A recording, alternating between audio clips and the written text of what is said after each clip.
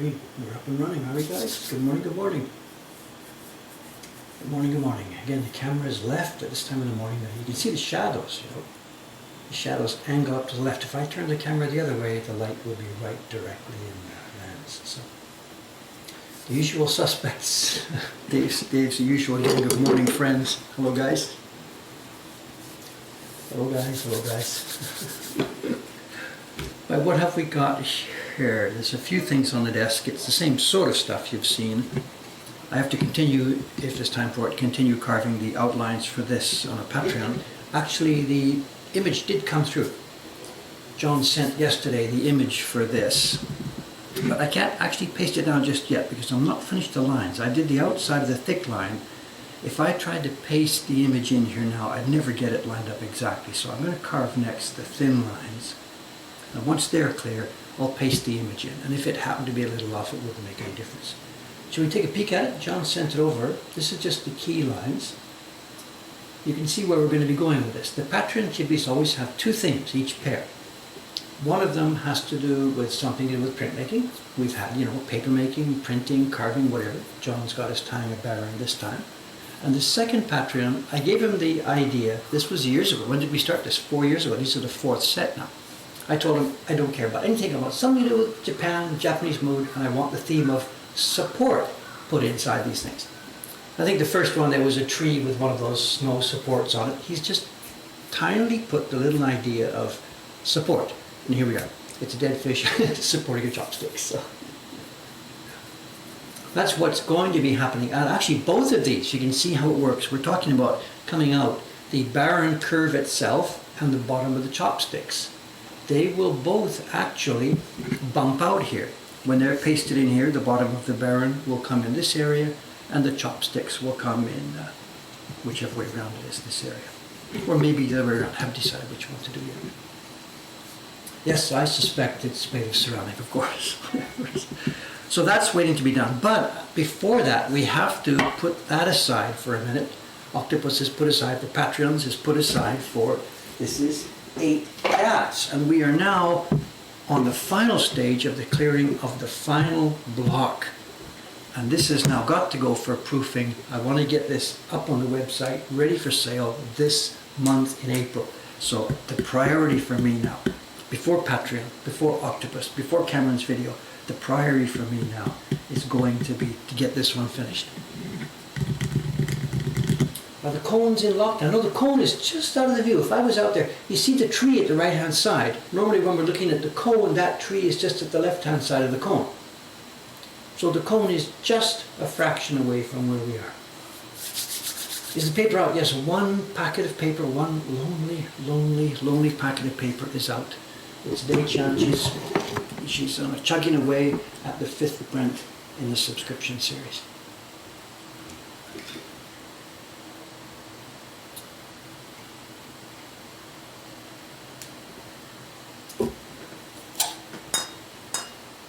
Okay, you can see what we're going to be doing here. I did the noisy persuader work before the stream started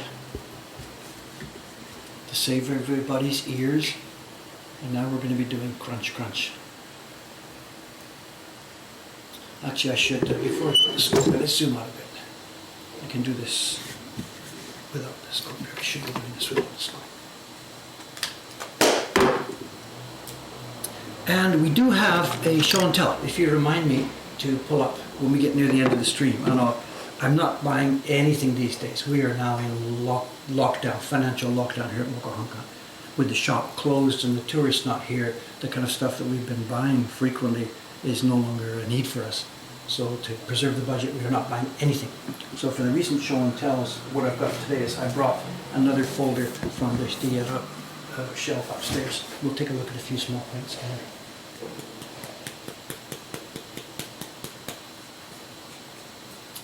Okay, let's have a go at this. You know what we're doing here. This is the lines were cut first. The next step was the round gouge, pulled out all the unneeded areas along with a bit of a finishing gouge. And now we've got to smooth off the bottom of the ocean depths.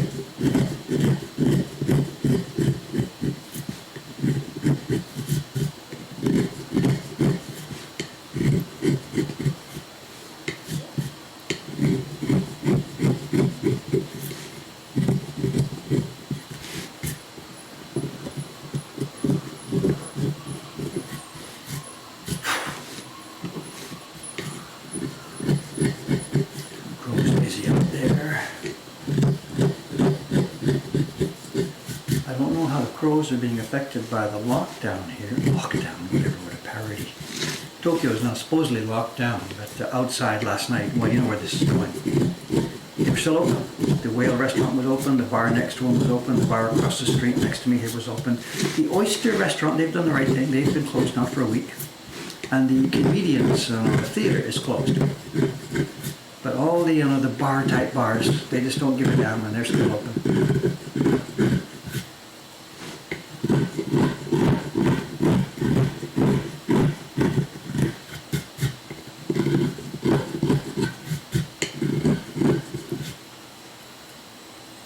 Did I find out what the name of that Kyoto Genji book was titled? I did. Etone. I did.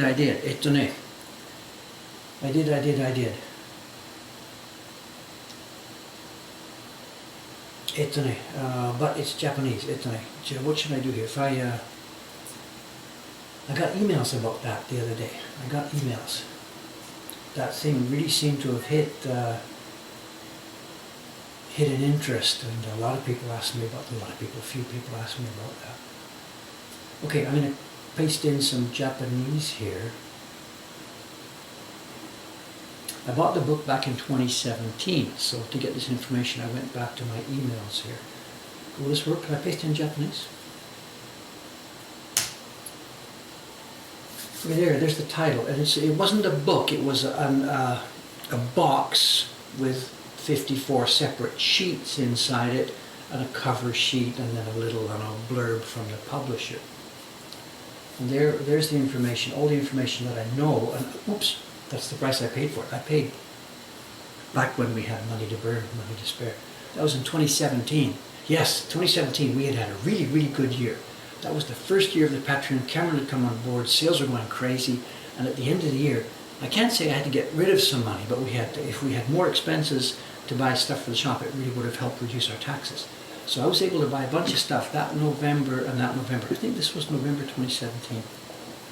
Yeah, November 2017, when we really had some money to spare to build the collection up a little bit.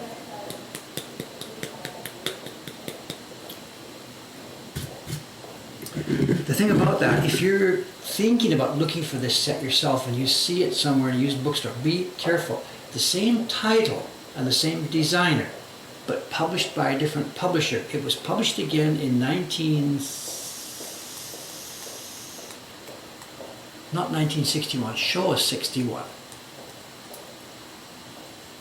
No, 1961, somewhere around 61, the number in my brain is 61. It was republished later on by a different publisher in an offset version, not a woodblock version, with calligraphy. Calligraphy painted on, drawn on each of the images.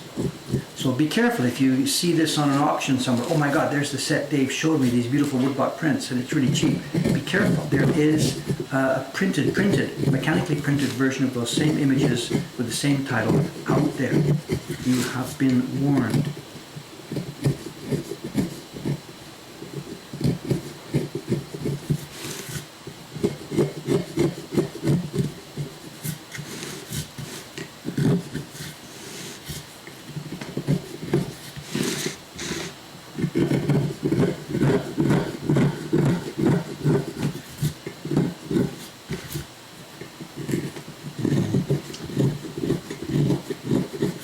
Unpleasant wood, it's hard, it'll do the job, but it's so unpleasant. Green panels on this piece.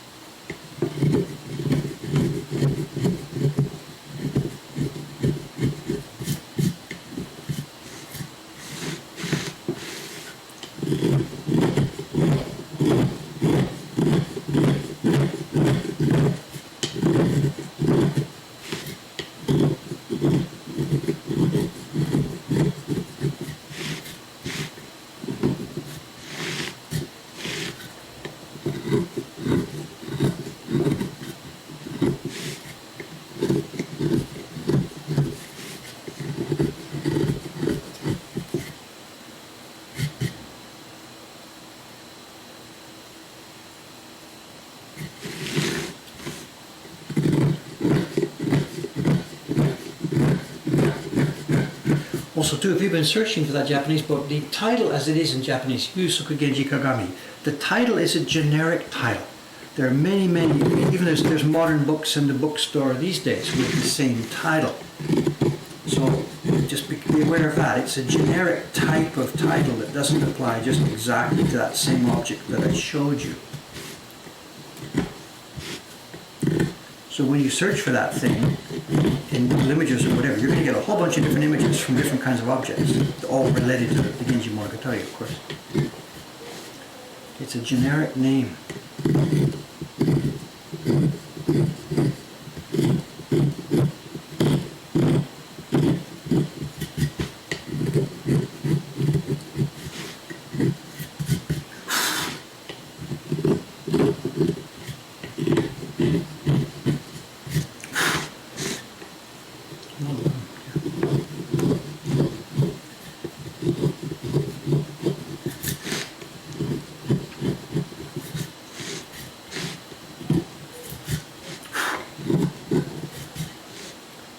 That's all the damage I can do with a larger chisel. Switch to a smaller one.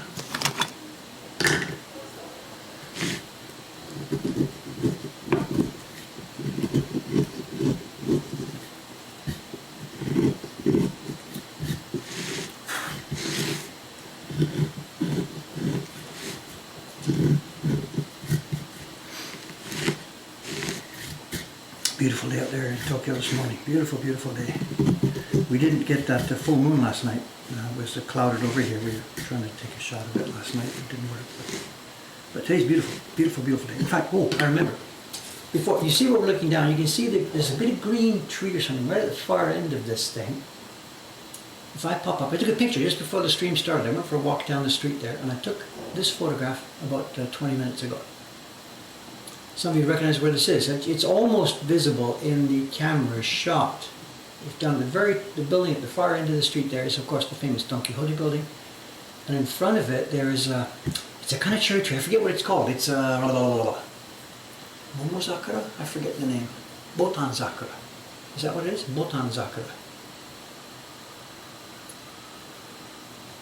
Not quite sure. Anyway, there it is. So that's happening right here. Oh, Karen remembers this. Is this the time of year you were here? I don't remember. It's been a year ago already. Anyway, there it is, Botan Zakura, just down the street from our shop. Double petal. I really don't know the name of it. I'm sorry. I really don't know. And actually, it was at peak a few days ago. You can now see green. There's green leaves popping out, so it's actually past its peak.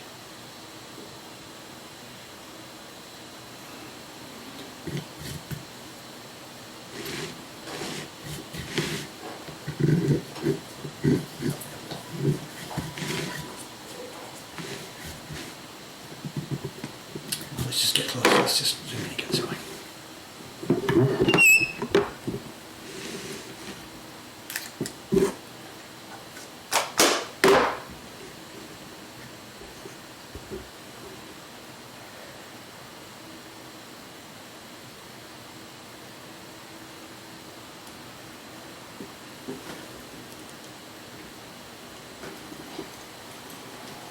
Better? Okay. It's this time of year, soka, soka, soka.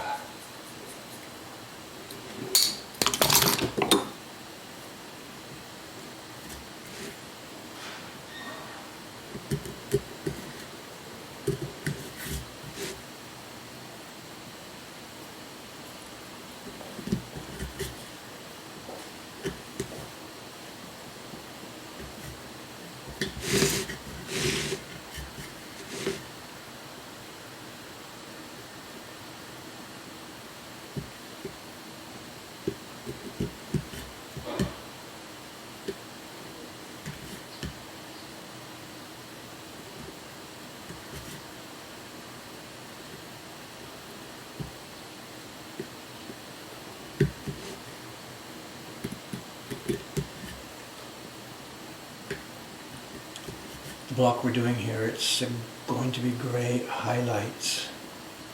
I still don't know what word to use for that. You've got little bits of grey here and there in the image. Highlight sounds like something bright, but whatever. Grey shadows, I guess, here and there. Small grey shadows.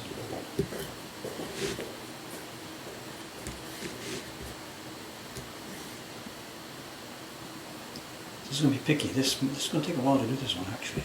Lots of little picky small stuff.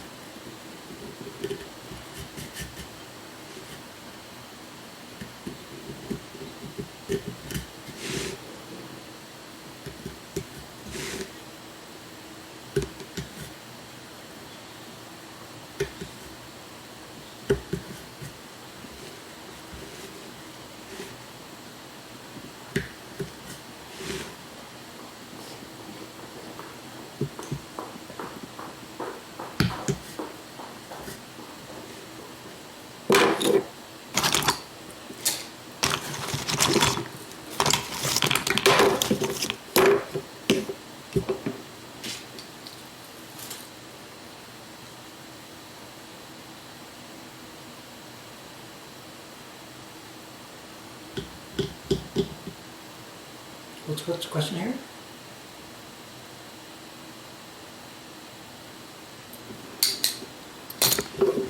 Someone says planning a trip to the shop soon. Well, I don't know. I don't know. I really don't know what to think about all this. It's possible, the shop is history, it's really possible the shop is history. In last night's news feed, I was looking at news from all over the place, and there was an interesting story, terrifying story. Actually, I copied it in the other day to send to Cameron, so I can send it to you too. This was a story about Lufthansa. What's the connection with David and Lufthansa? They're selling jets. They're selling dozens and dozens and dozens and dozens of their airplanes. Why? Because they don't see international travel coming back anytime soon, as in like tourism travel. There's going to be planes going back and forth for cargo and a little bit of travel. Company like Lufthansa, giant company, they don't see tourism coming back anytime soon. They're dumping airplanes. And I guess, until there's a vaccine, who's going to get in an airplane? Who's going to go to a strange place? Who's going to go to a hotel? Who's going to leave home? The vaccine is years away, years away, whatever. If you're planning on coming to the Mokuhankan shop soon, I really kind of don't think it's going to happen. We here have to really decide what to do. We have, basically two businesses. One is the physical shop itself, and the other is making the prints and shipping them to collectors and fans all over the world. We've had that business for 30 years. I've had it for 30 years. As long as there's a postal system in place, that business model is still okay. So we as a printmaking thing will not totally disappear. But the shop. Cameron and I have been budgeting, we've been looking at numbers, we don't have a deep analytical spreadsheet yet because we don't know how things are going to go. How many people have lost their jobs, how many people can afford to buy prints, whatever. We can just watch it sort of at the moment, week by week, month by month. But I have to say that of course it is not looking good.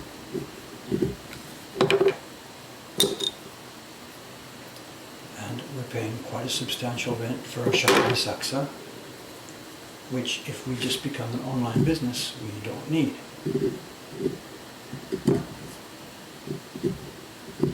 So our calculation sort of becomes, can we hold on paying this rent long enough until tourism comes back? Until and if tourism comes back.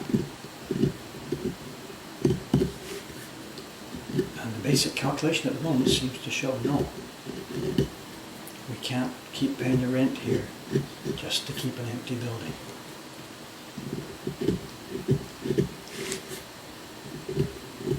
If we could do it for half a year, we figured out we can go maybe run till July or August at the current rate, and then that's it. And it's no good like going to Patry and asking for more help. It just doesn't make any sense if it's not a viable business model. So no panic, nothing right now, but after a few more months of this, if we haven't figured out a better business model, then this shop is history.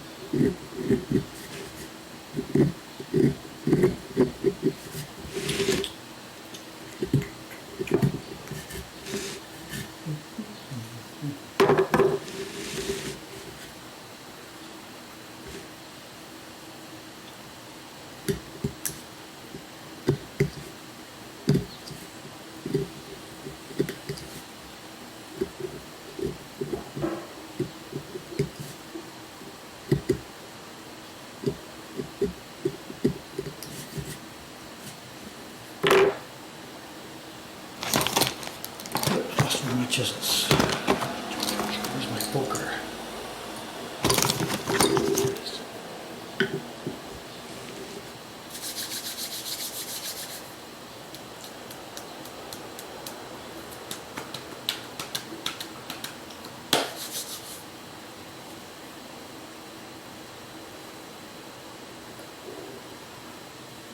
Too many comments to follow exactly. Sorry.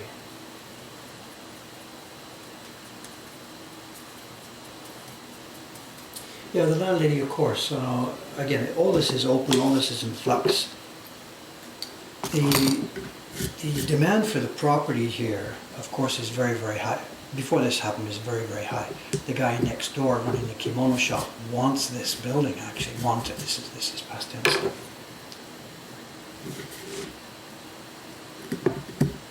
So the demand for the space in a normal, environment is extremely high. We've been really, really lucky. The landlady has been charging way below market rents to us because she likes us, she wants to support us. So of course that's going to be part of the equation. It's too soon to talk to her yet, but we will be talking to her about what we should do about this.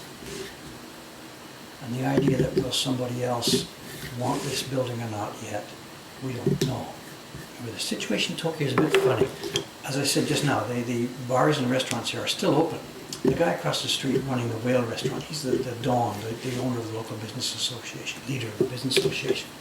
He's like, nothing's going on, it's okay, this is a flu, it's going to pass, few people are going to die, and that'll be it. So there isn't really much of a sense of urgency here in many people in Japan.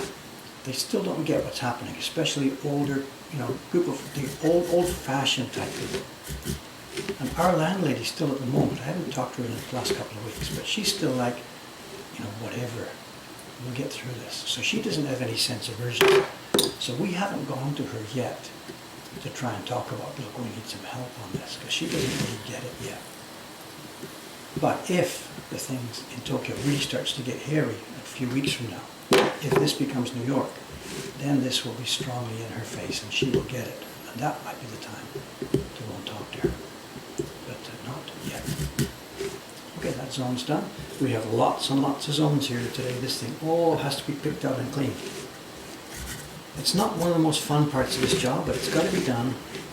It's part of it. Once the block set's finished, it's really satisfying to see it all done. But some of it is a bit picky work. In my previous life, when I was working alone, when I got to this part, it's just you crank up the music and away you go.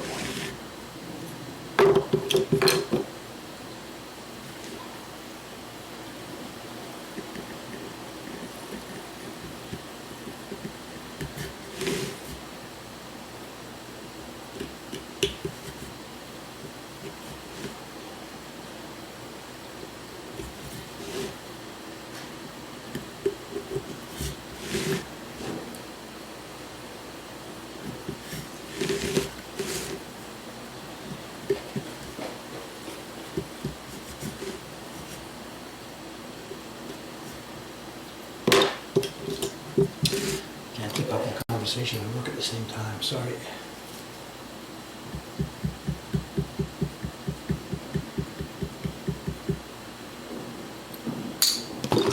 I'm not, I should emphasize too though, I'm not really crying the blues about all this. Life is what it is, things happen, we've had a good run for the past few years. I thought I had a good business model in place. What I was thinking, we were expecting an earthquake. This was absolutely part of our planning. We were expecting an earthquake near, in, or around Tokyo, and the tourism would stop for a month, 2 months, 3 months, 6 months, maybe a year, whatever, who knows. We knew there was a monstrous earthquake coming. So we thought we had a really good business model in that if it wasn't possible for tourists to come for a while, we would just survive no problem on online stuff, subscriptions, online orders, things like that, until such time as bit by bit the tourists came back. So that was our business model. If the shop goes down, we're still okay. What we didn't count on, and you can criticize me for not foreseeing this, I don't know, I think everybody's in the same position. What I didn't count on was the shop going down and the rest of the planet going down at the same time. Of course, I'm laughing because a lot of people, nobody really Well, except the guys who study pandemics, of course, they knew this was coming. They've been warning about this for a long, long, long, long, long time.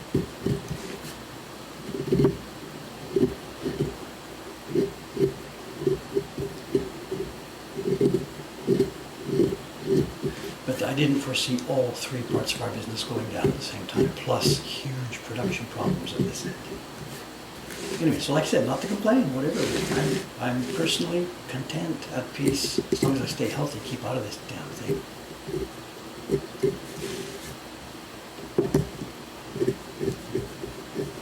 Try and keep work for our people as long as we can, and if the day comes when we can't keep work for them anymore, we're just going to fold a tent and back it in. It's okay.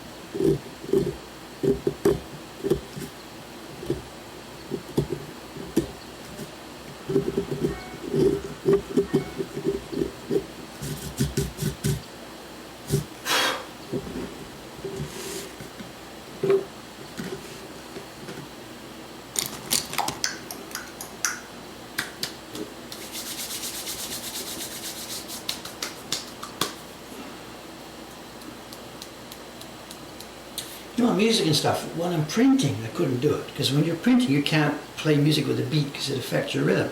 But doing like this is sort of mindless, not so delicate carving.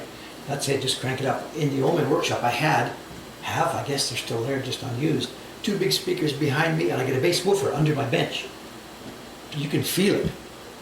My God, it's been years since I listened to that stuff. So for this kind of carving, that's okay. For printing, it doesn't work.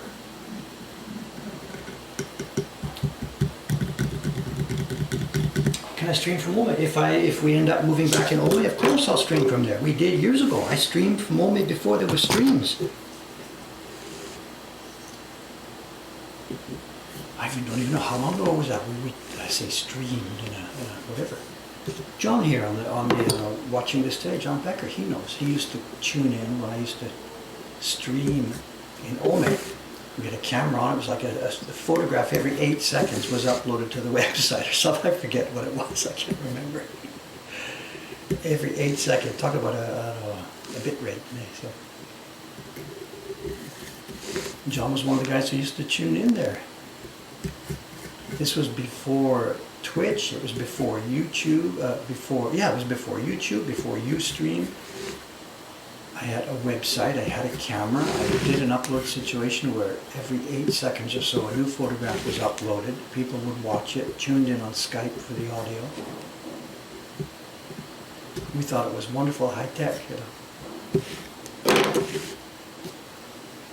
I've got a file, there's an old disc somewhere in my files with all that stuff stored on it. That would be fun.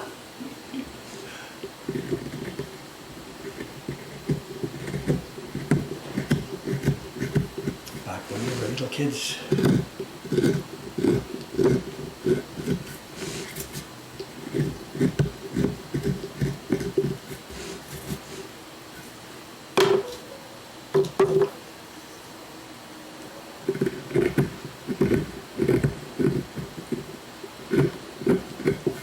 That would be the Scroll project, I think, working on the Scroll years ago. Maybe the Beauties of Four Seasons, I don't remember. Who knows, maybe that's my future. Maybe my past is my future. Maybe that's where I'm picking up again next year. I'm up in Hong Kong, just back in Ome, making prints by myself. It's quite possible, you know. My past is perhaps my future.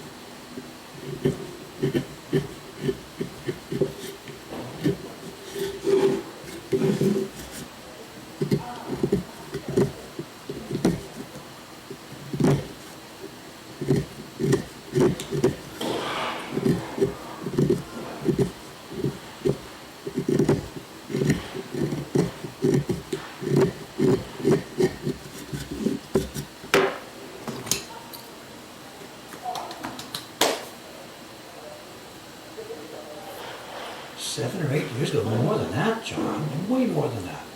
I hired the first employees in 2011, 9 years ago.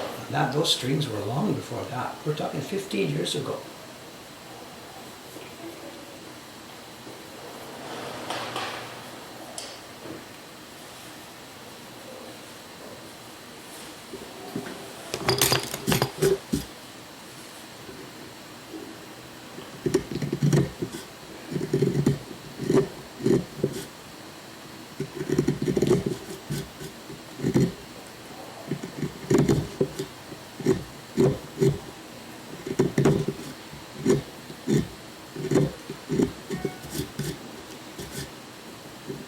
The question about the future business, I mean, the subscription thing and making prints is clearly about the business model, assuming there is a semblance of a world economy and ability to ship things.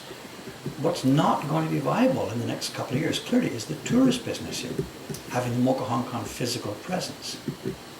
So I'm not worried about a future or making prints or having, stuff available or making a living.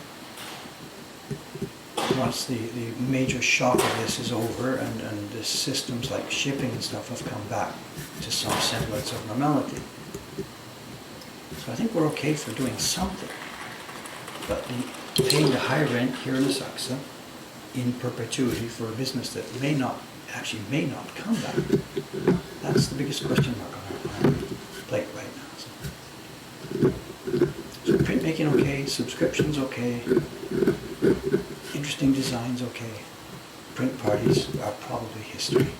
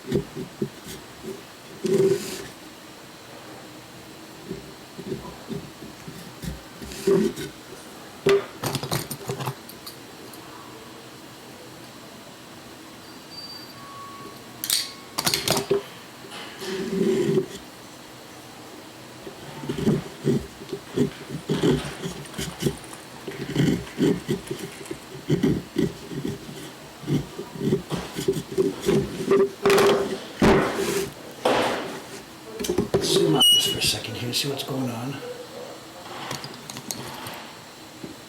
Here's the whole face of this block. Registration mark down here, registration marks here, and these are all gray. If I pop up the original print again for a minute, where's the original print? This is the original Hiroshige design. You can see it's white snow, white mountains, and there's gray gradations in the valleys to make valleys. But down at the bottom, there's lots of places where the water meets the cliffs, and there's lots of gray areas there that show the shape of the cliffs as they hit the water at the bottom. And then also on the different islands, there's gray slashes that, show parts that are not snowed. So the block we're doing here right now, you can see this is along the bottom of the river here. So the mountains come down to this place, and there's going to be all these little gray bits at the bottom of the mountain to show shape.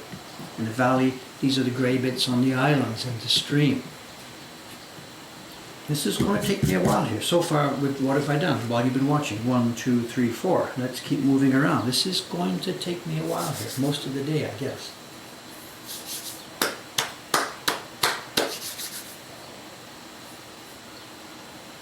Would I keep any staff working virtually at home? If we shut the shop, I said we want to keep the business going. I'll be a publisher. I'll make prints personally. Most of our people can easily work at home. You know, this is the kind of business that is in many cases is done not virtually, but is done in Watanabe for years. They had a publishing company. They hired carvers, hired printers, had some working upstairs and worked outside. We could do the same thing. If we lose this building here in Asakusa sometime this summer, our lease ends in August. End of August is the end of our lease. So that's crunch time. We have to make our decision up at that point. If we lose the building, we simply become a publishing company where there's no shop to visit. The printers work at home, the carvers work at home, the shippers work at Ome Shipping, Cameron keeps his master control center going. We can easily do our business, assuming post offices are working and assuming there are people out there who still have jobs and can buy prints. So please, in all this conversation today, relax. We are probably not going to disappear as an ongoing thing. What quite possibly will disappear is what you see around me here, having an actual shop. That's new for us. I've been doing this business since 1989, so it's 30 years we've been doing the business. The shop's only been here for 6 years. It's a new experiment for us. So don't, I don't know what I'm saying here. Don't be too fatalistic about what I'm saying. We're all going to die and we're all going to lose it. We're probably going to keep going. We'll have a shop. This is somebody said about a cafe. Do a cafe here on the ground floor. This is actually part of our master future business plan. The problem is a cafe.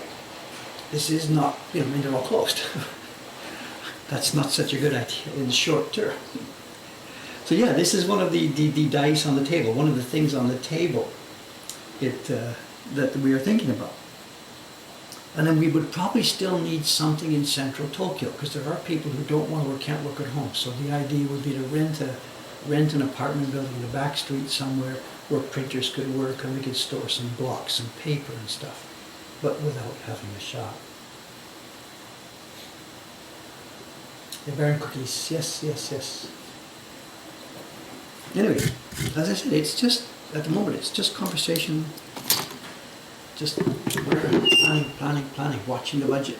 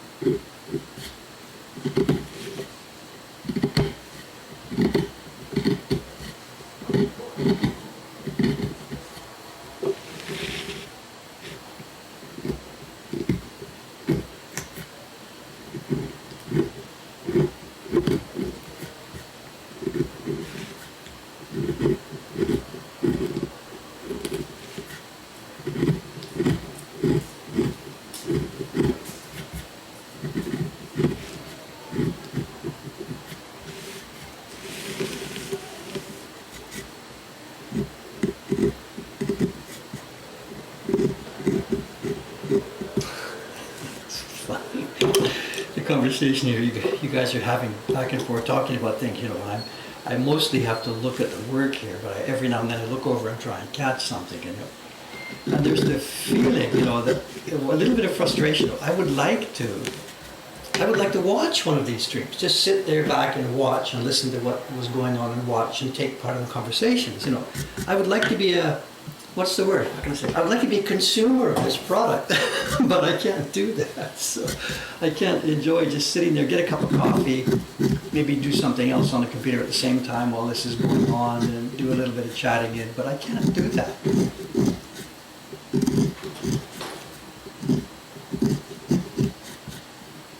When I was in Canada in February, a million years ago, like 8 weeks ago or so, my mother has been watching these streams. She may be here this morning, I don't know. So I thought it would be fun to help my mother look around Twitch and see if we could find some other streams that would be interesting to her.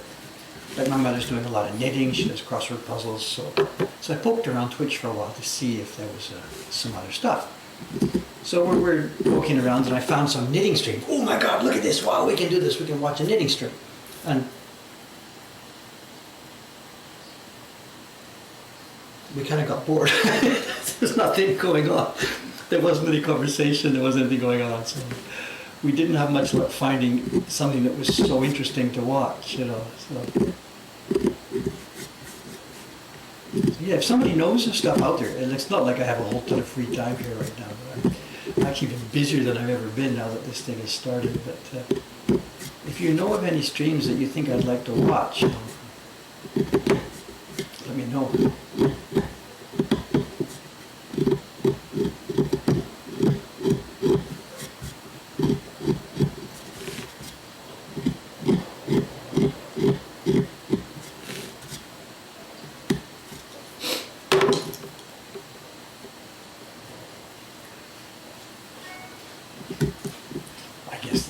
They're all boring when you're not interested in the thing itself, like a game stream for me is not going to be interesting, but for someone who plays the game, of course, they're going to watch it breathlessly, And of course, it's all in the eye.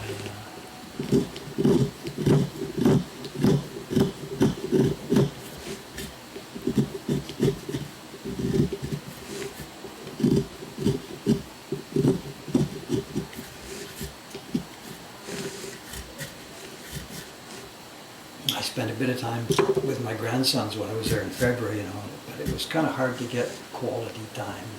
They were just on Fortnite, or whatever it's called, hour after hour after hour.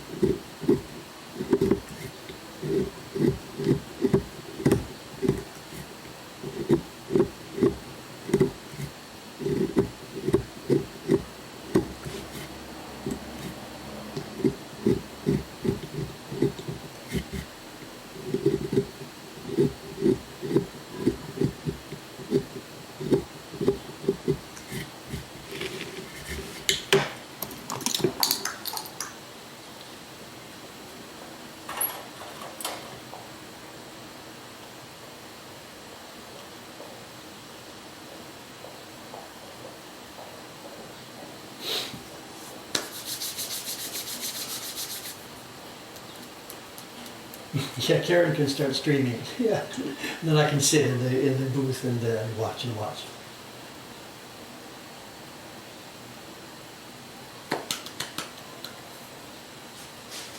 Do my hands or fingers get hurt, swollen if I carve for too long? Well, these days there's no carving too long at all.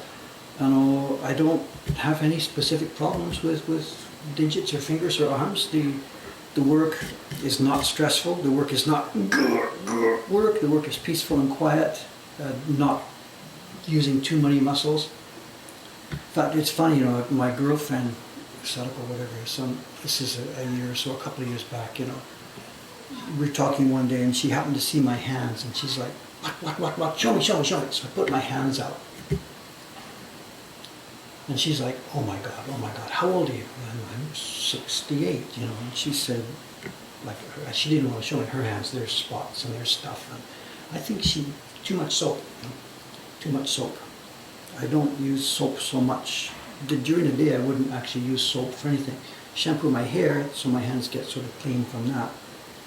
And yeah, I think, whatever. Nothing.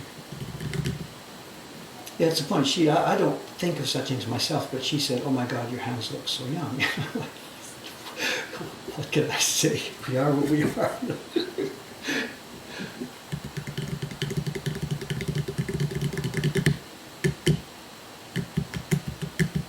Jed Henry. Okay. Oh, that reminds me. Did you get the email from Jed this morning? You know, we here at Mokuhankan, Cameron and I, we send out like twice a year a MailChimp thing, giving people up to date on the gift print or something like this.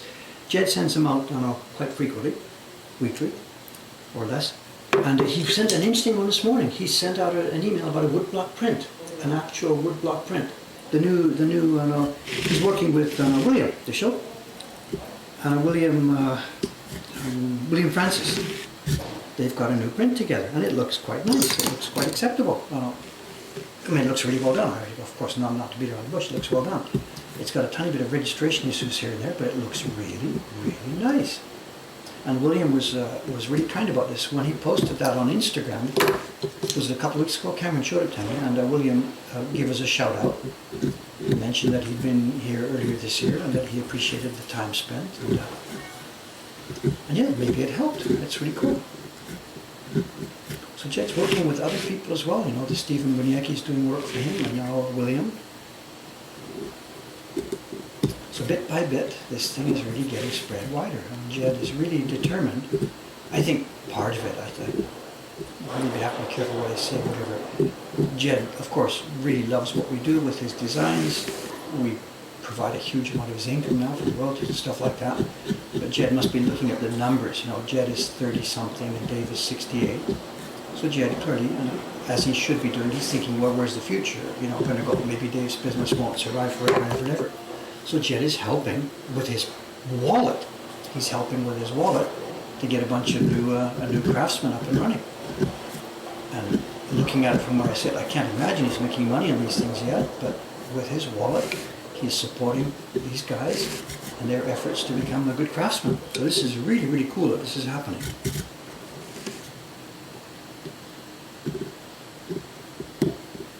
And also they've got their approach to this, rather than do that stupid limited edition, try and sell them for $1 billion each. They're selling them inexpensively. No edition numbers, I believe. I think they're numbering them, but not as a limited edition. Really nice to see this work happening. A tiny bit of pride at Descent to know that we have a little bit of help, that some of the work we've done is helping those people get going.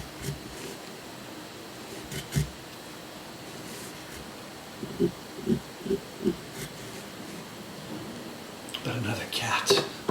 Another cat. What is it with cats?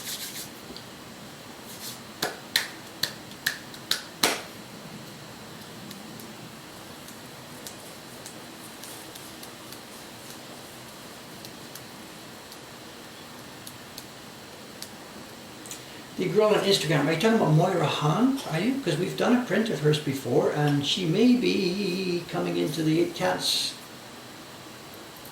She may be coming into the 8 Cats. The reason I can't clearly see that at the moment is Moira's designs, stunningly interesting, hugely fun, wonderful for woodblock prints, are, in a word, complex and detailed, beyond perhaps what we can afford in a print that we want to keep a reasonable price in the market. But I love her stuff. Not all of it. It's sometimes a bit grotesque for Dave personally. But I love her skill and what she sees and how well they could become woodblock prints. The technical problem for me is the cost of production. To do one of her designs in really, really properly, a good, wonderful woodblock print, just the cost. Oh my God. If this was the Meiji era when there were cheap craftsmen just everywhere, we could get away with it. But this is not the Meiji era. You know, costs are costs. I've got to pay people a living wage, a decent wage. And Moira's stuff is stunningly complicated.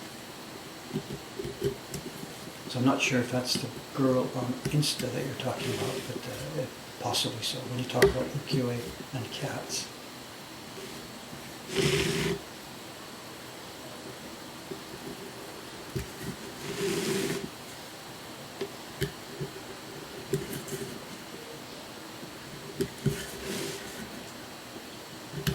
She sent a bunch of stuff for the 8 cats.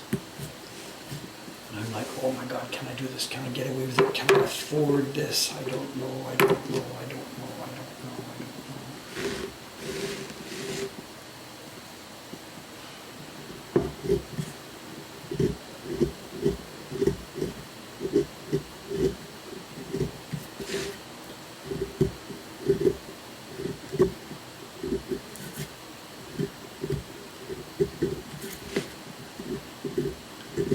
Actually, too, I didn't communicate with her very well. It was, I thought I should sit down and write to her.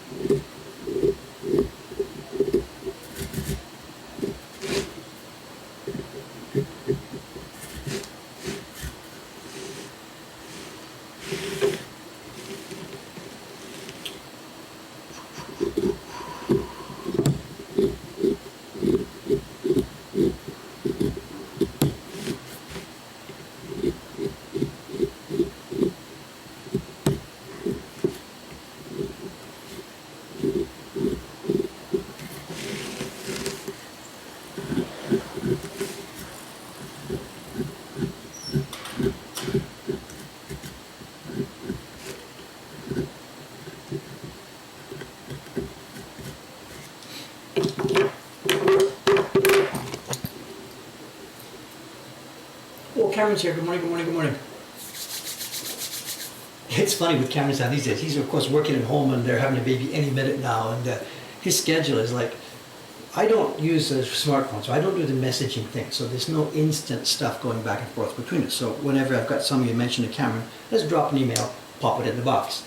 He'll see it if he's at his computer. If he doesn't, he'll see it later.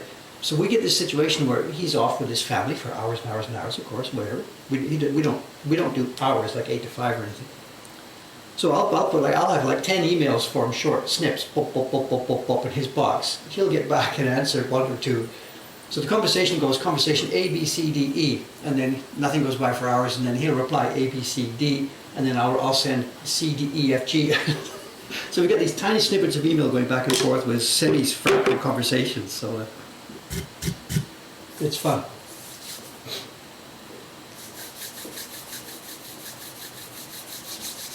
And also I saw this morning, you can see when the emails are answered, so his schedule, whatever, the kid's asleep and the kid wakes up and they go to the hospital or whatever. So he answered like, I think it was 6 o'clock in the morning, the first email came in, and then nothing for a while. So it's really, really fun. So this is a resurrected one from 3 weeks ago. Do I remember who you are? I don't know. So.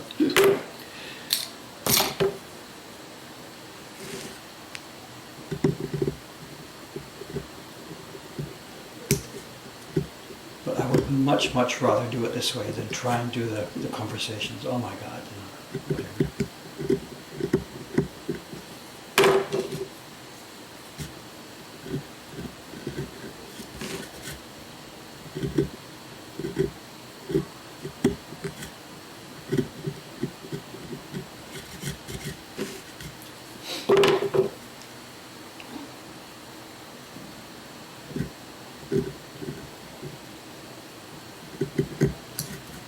What Cameron and I were trying to sort of plan for and work out for now is what happens at whatever next week or something when the new baby comes in, because then his schedule is going to go berserk. Of course, his lady's in hospital. He's got a child to take care of.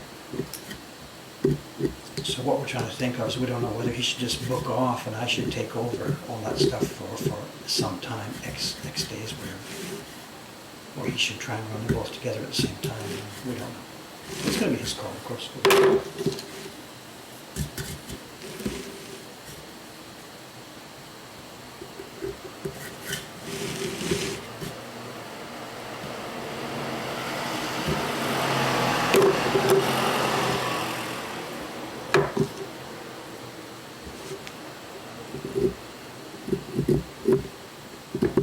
part of it is the question of when the baby comes, who's going to do the work, me or Cameron? Now, I can say this publicly because it's not a question of shooting at anybody but me. Is Cameron's been doing that thing now for a couple of years. And I write the software and Cameron uses it. He does all the dealings with the customers. And he's got lots of, obviously over 2 years, he's developed his own style and way of doing things. He's got memos here, he knows what's happening, he remembers that one. And if I came in all of a sudden and did this for a couple of weeks or whatever time period while he's dealing with a new baby, the good side for him is that Dave will take over the work. Cameron can relax and forget about it. The bad side is he's going, oh my God, what's David doing? What's he going to do? He's just going to blow through this. It's going to cause more problems. The ladies in Ome have the same feeling. When we were thinking, because of the Tokyo shutdown, if they can't come out of their house and do the shipping and stuff, I said, no problem, I'll go over there, I'll do it, I can handle it. And they're like, oh my God, that's the last thing they want to happen. Because if David comes and grabs their desk and starts doing this, I will get a bunch of stuff done, but I might not do it exactly the way they want it to be done, to put it mildly. So it's a two-edged thing, I can help, I can do these things, but the people who are doing these jobs on a steady, ongoing basis really don't want me mucking with it. Clearly, they don't want me mucking with it.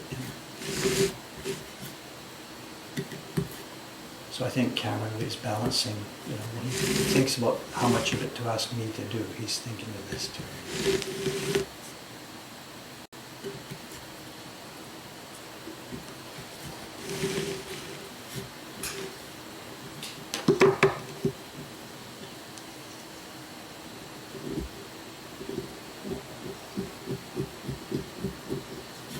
It's quiet out there to show. In the morning, people are obeying the directives. Stay at home, don't go anywhere in this area. But come the evening, it sucks us still. Now those lights come on and up they come. We'll see how it goes. Last night was not I'm not very optimistic about after seeing last night. Most bars and restaurants, almost all of them had their shingles out.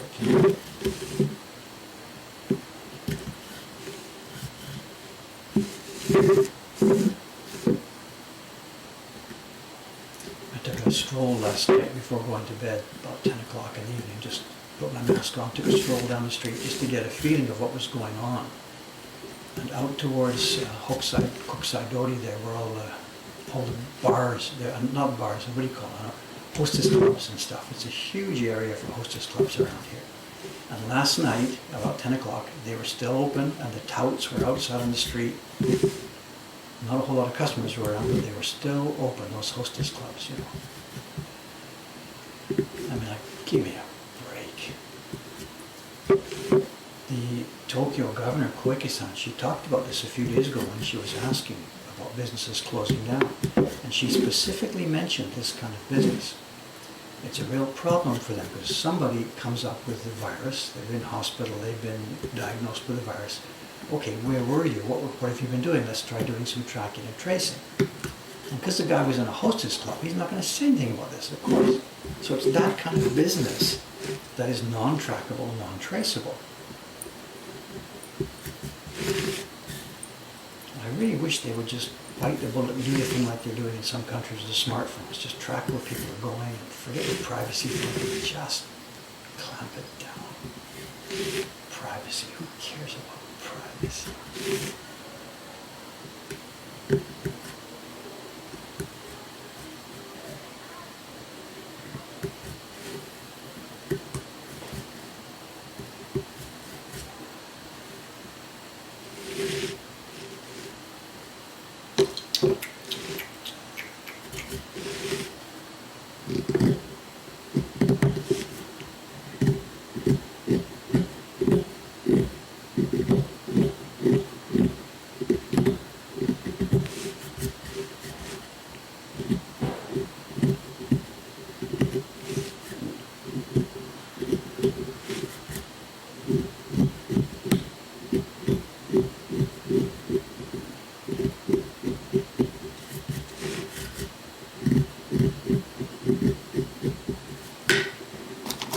Time's it, okay? 9 o'clock. Oh my God, oh my God, oh my God.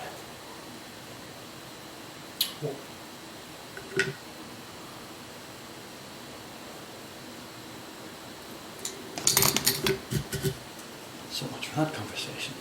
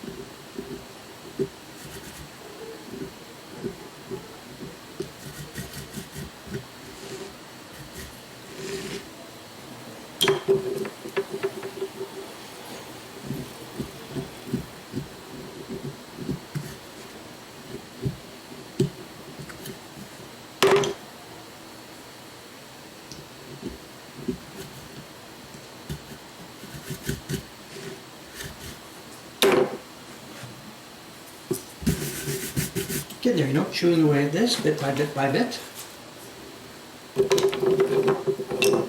What's our time? We're okay? 9:06. Remind me at about 9:20 or so, we'll look at a show and tell.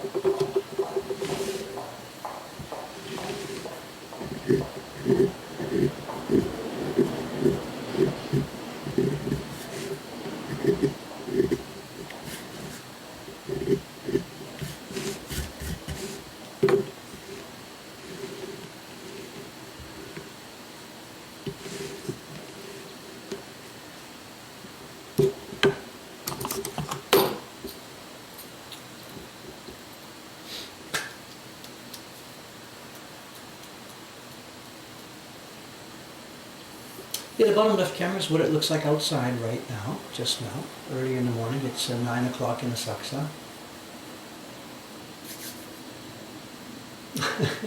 No, the bottom isn't the image, so.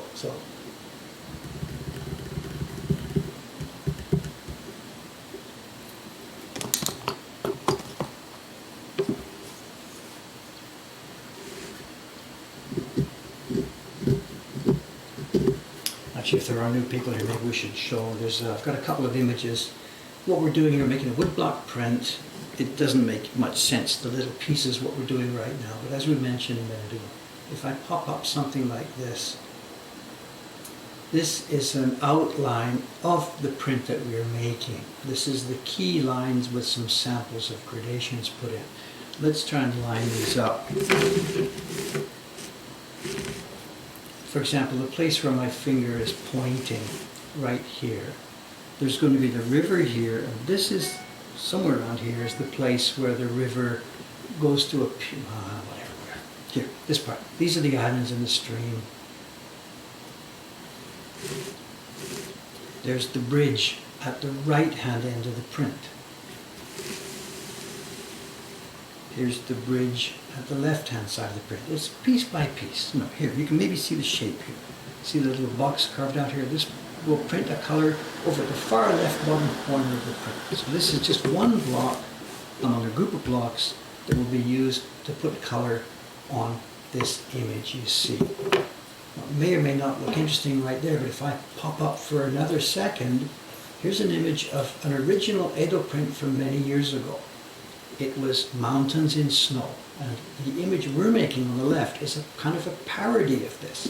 The designer, Randall Hall, tattoo artist in Carolina, has parodied the mountains into cats. So if you look at the image at the top left here, and imagine later on when we're finished, it'll be colored. The sky will be colored, the river will be colored, there will be gradations all over the place. We're making a print that will look similar to the one at the bottom right, but is a parody of it.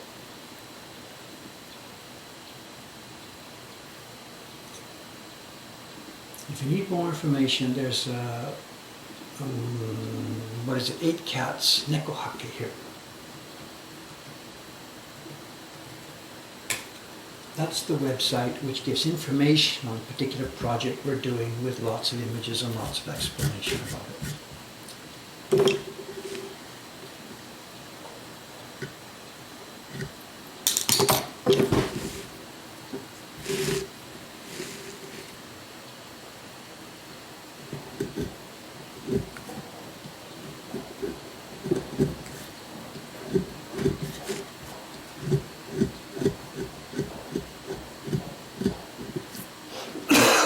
Excuse me.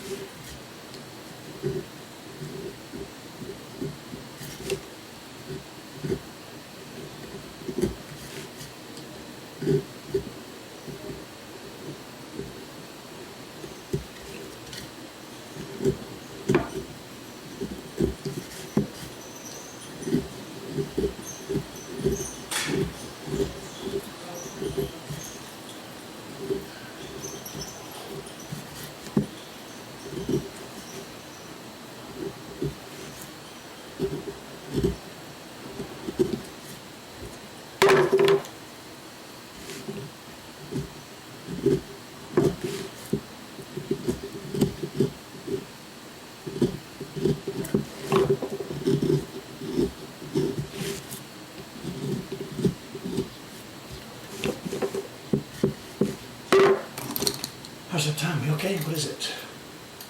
15. Give me a couple more minutes.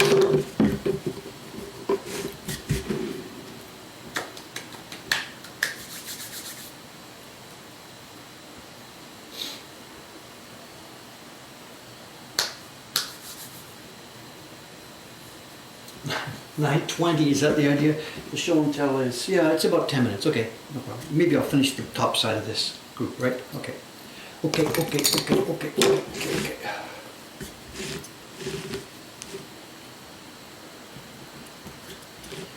thing is, on the show and tell, the pattern recently, because there's no new stuff coming in, what I did, like the other day, of course, I went upstairs a few minutes before the stream started. I went upstairs and grabbed something and brought it down. But the tiny problem is I don't remember what I've shown before. And this is not an organized lecture series, to put it mildly. So it's quite possible, whatever the thing I grabbed today, it's quite possible we might have seen it on the thing before. But if I can't remember that, it must be quite a while ago, so like, who cares?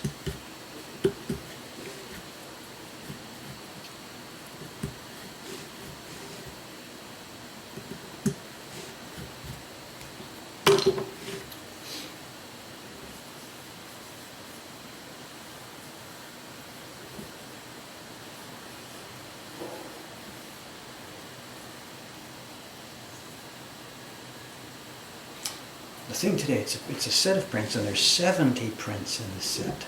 And that's not a really fair hint, because if I told you you should be able to guess what it is with 70 prints on the set, that's not fair, because you can't. But if I then go back and say 70 prints, it's the main core of the set plus some extra presentation thank you prints. The extra thank you prints were 13 of them. 13 of the prints were extra, not really part of the set itself. They're extras published at the same time as this set.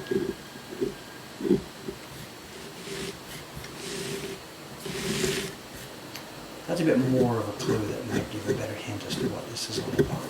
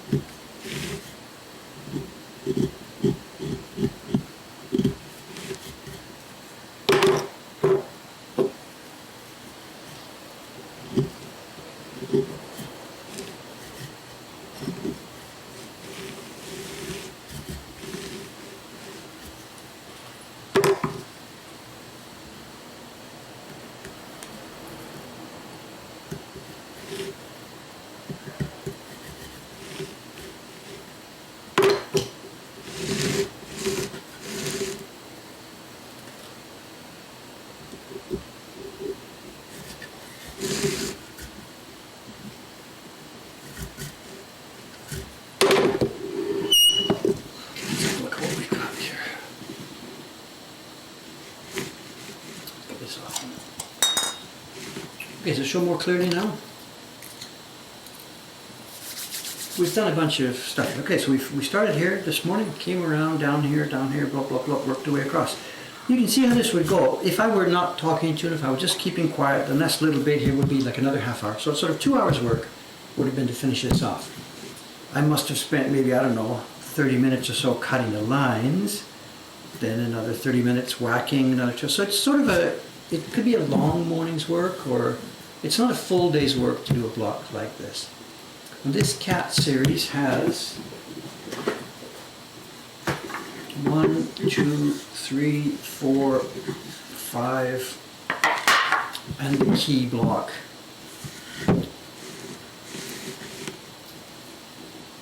What would it be? A comfortable week's work for somebody. 5 days. There's 6 block faces. Well, no, it will be a bit more than 10 days or so. 6 block faces. The key block obviously would have taken a few days.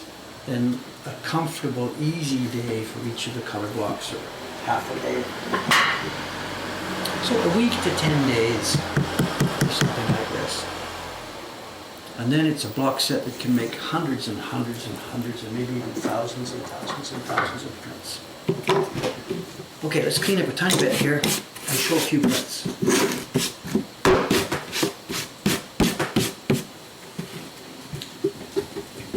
What did we get?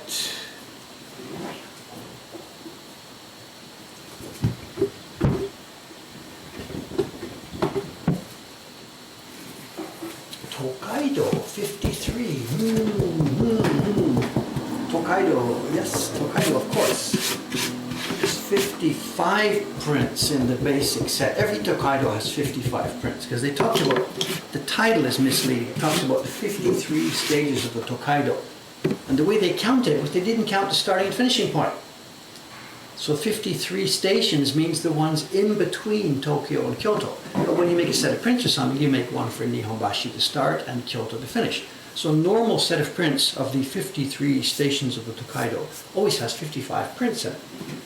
And the one we're going to look at today has more than that.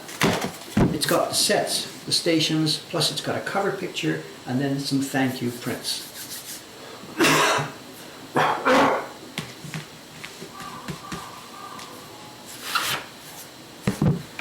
One of Dave's small stamp albums again. So you can see where we're going with this. This is not one of those large, giant, massive Tokaido sets that doesn't even fit on my bench here.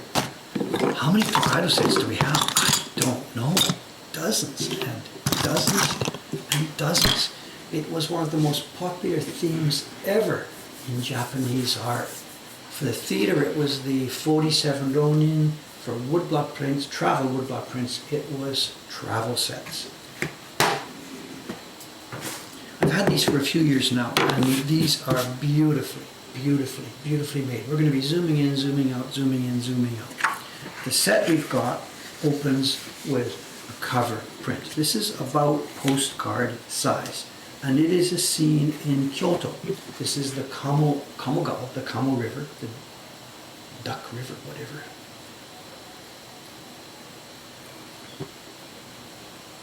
And this isn't, it's not part of the series that follows, but it was published with the series that follows. It's from a Hiroshige print of a different series. It's Kyoto, it's called, you can see it. It's Kyoto Meisho no Uchi. I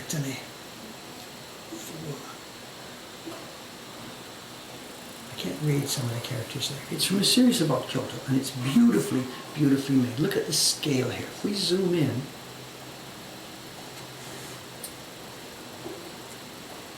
we have, there's my finger, and we have people's faces, we have dancers, we have food. This is a, here's the publisher's name, Kawaguchi. He stuck his publisher name in there. Across the river. I mean, look at the scale. This is my finger. We've got a festival, there's lanterns, people doing stuff. Beautifully, beautifully, beautifully made. Anyway, this is not the set that we're looking at today. This is just a cover print that was maybe packaged together with the set. What we are looking at today, and here's the main set itself. Let's zoom out a little bit. It's a set of what we've been casually calling here.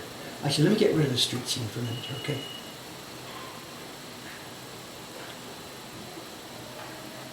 You can take out for a minute, and let's shrink David. You don't need my face here in such large.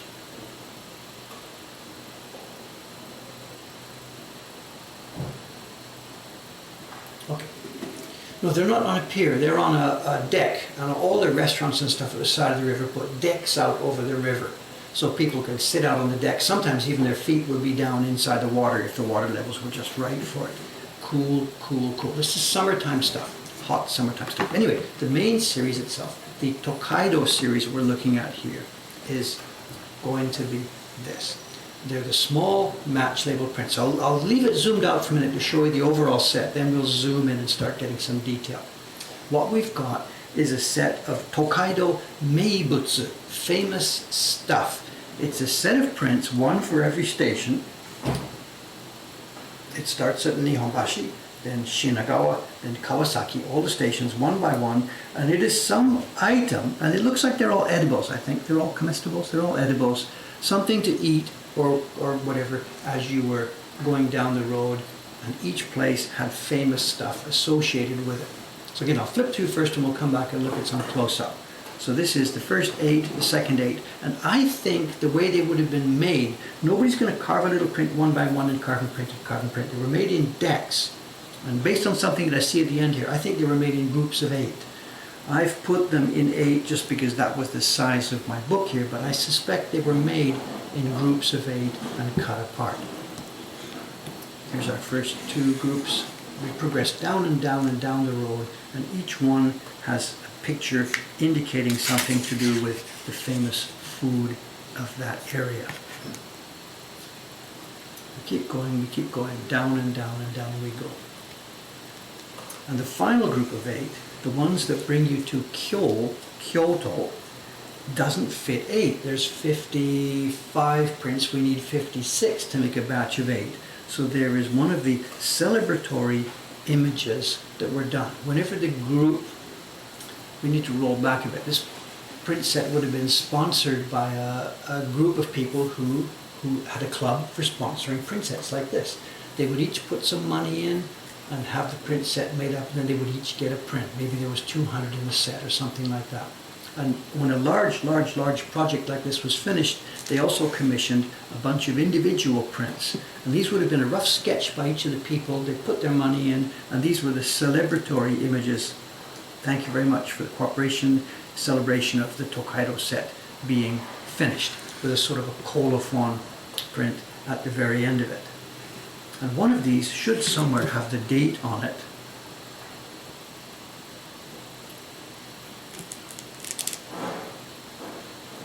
Dave falls silent while he tries to find the one with the date.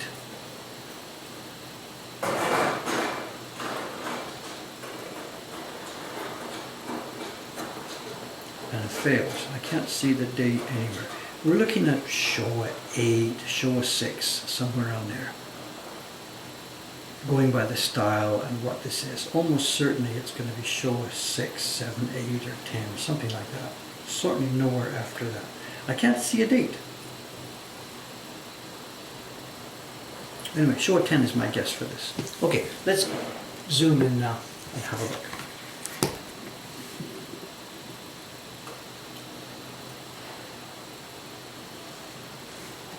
Let's just grab a couple.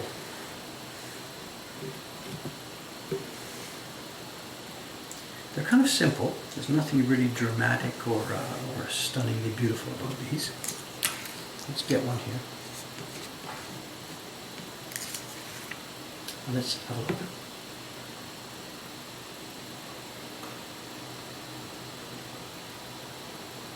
And of course, it's, as we know, a woodblock print in the traditional style. Some previous owner has glued these into some kind of album, luckily without full glue all over the back, just dot, dot, dot, dot.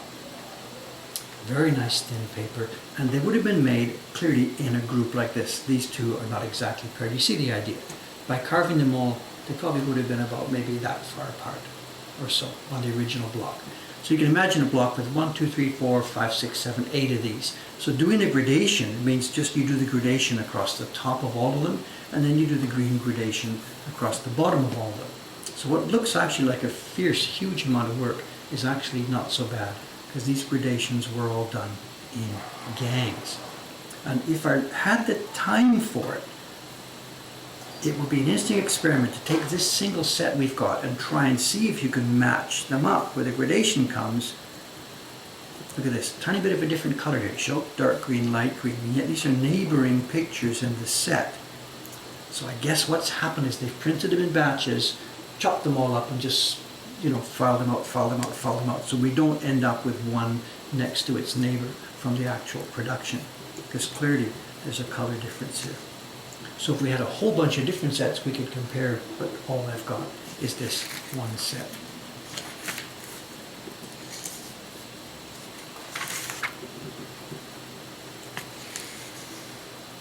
And my own order here, I've just put them in this book. I've put them in order from the stations going down the road, of course. I mean, what else can I do? I just put them in order going from Nihonbashi all the way down the road, one by one by one by one. When I got them, they were just in an envelope loose.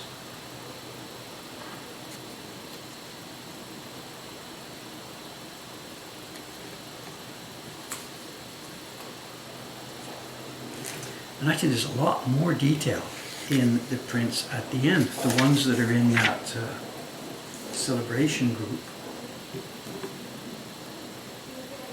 I don't know if these are all foodstuffs, Most of them seem to be food. Most of them seem to be food of some sort, but every now and then there's one that doesn't seem to be actually talking about food.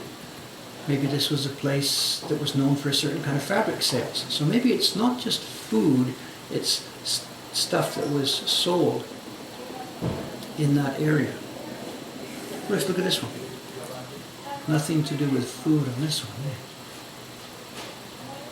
So maybe I spoke too soon when I said it was all about famous things to eat. Now we're looking at lots more detail here.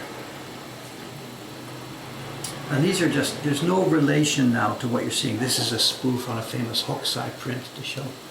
It's just each of the individual sponsors whose names we have here on all these prints. They've got their name, they would have handed in a sketch along with their name. And it's here, Celebration Tokaido, where are we?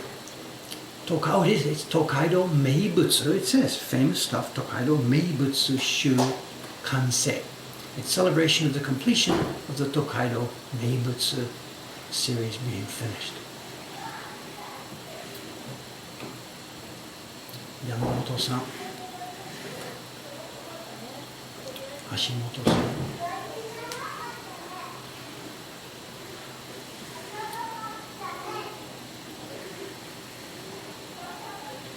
It would be so cool to be able to do this sort of thing now, but the production costs just are beyond belief. It would be impossible to do this. Each tiny print like this would just be, it would be $30, $40, $50. It's just impossible to do this now. It was only possible when labor, this is the pre-war, in the old Japan, when labor was just dirt cheap. There were so many carvers and printers. Their costs were so low.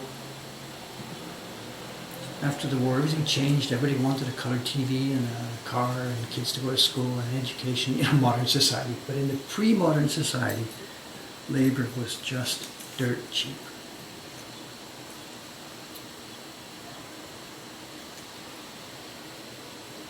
But it's funny, even having said that, in a case like this, this is different from the Shinhanga prints, where the labor was cheap labor by the Japanese craftsmen, but the customers were foreigners with their expensive dollars. But a project like this was nothing to do with foreigners. The manufacturing of this was local, and the consumers were local.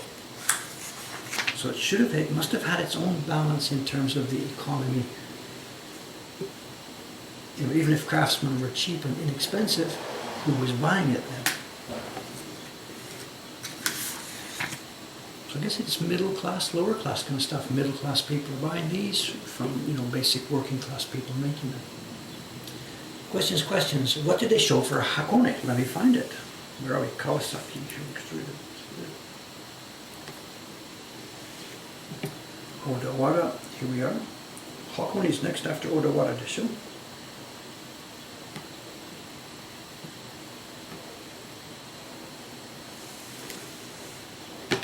This is Odawara.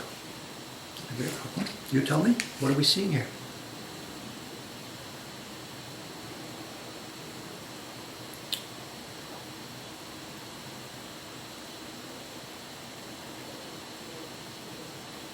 It says, well, I can read a little bit of this, I can't read it all. It says awabi, which is a kind of, what do you call it? Awabi, a kind of a, not a clam. One of those undersea creatures that's on the rocks. It's the awabi divers, those girls you see going down and pulling it off the rocks and stuff.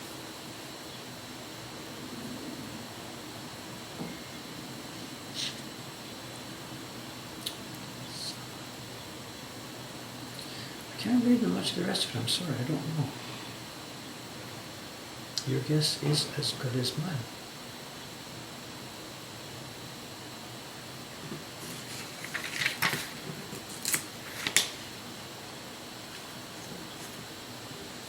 It's also quite possible I've got some of these confused, you know. A lot of this lettering is difficult to read.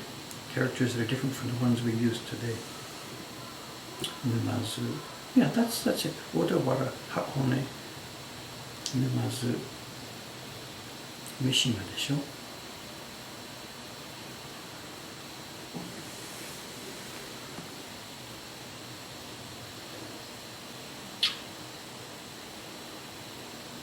Abalone, is that it? Yes.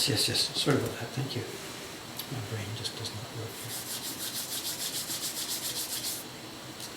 Okay, there you have it. Again, just a little viewpoint, another little thing. You know, we've got these stamp albums, you know, I have dozens and dozens of these full of different print sets like these. This is really waiting for so much research, you know. People need to look at these and scan them and get them on the website, explain what they are, go into the background of all these things. There's so much that could be done with these. Whatever. At the moment, all I can do is we can just hold on to these, make sure they get preserved for a time when somebody later will have more time to study and research and figure them all out. I don't have that kind of time or knowledge, but at least I can sort of organize this stuff and hold on to it and get it ready for some point in the future when somebody else can really do a lot more research on this. Look at this, time, sorry, I've got to get to it. Today's jobs, I have to ship paper out to Shiba-san. I did the sizing on her paper yesterday. I don't know, she did the sizing on her own paper the other day. That has to be shipped out to her. What else have I got? I've got to ship paper for Chiharu-san. She's going to be printing the 5th print in this year's series.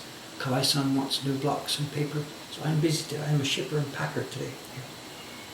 Okay, today's Thursday. I will be back here Saturday morning. That cat block will be finished, long gone. Almost certainly what I will be printing, on what I will be doing on Saturday, is doing the next carving on John's Patreon images. That'll be Saturday's work. No, it's not a cow's head side. It's interesting. It's not a cow's head. You're looking at the white. You should be looking at the black.